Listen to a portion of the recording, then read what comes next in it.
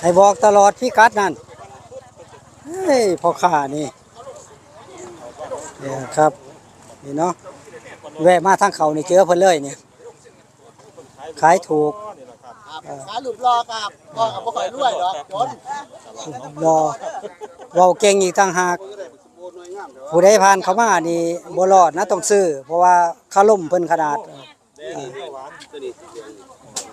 สมโบเนาะลูกละ10 บาทเองเนา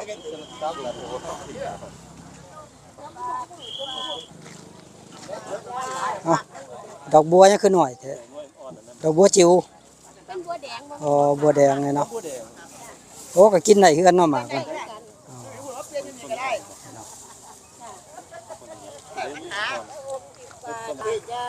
ันนี่สะอม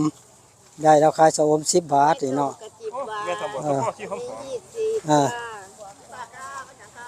อย่างละ10 บาทเนาะมีแต่อย่างละ10 บาทเราขายเนาะม่วงกวนนี้ตัวนี้10ตัวนี้20จ้าอ๋อมะม่วงกวนก็ยังมีอยู่เนาะจ้าม่วงกวนโอ้10 บาทจ้า10 บาทเนาะ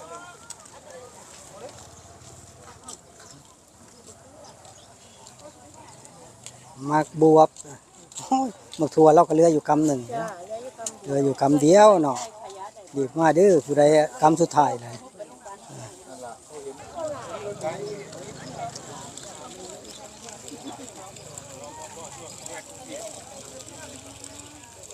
อันยังดียังดี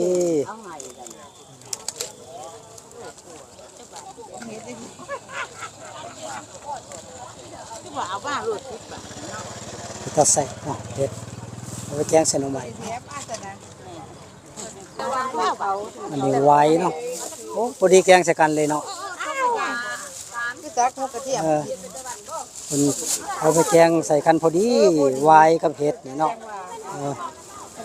คือสิแซ่บเนาะ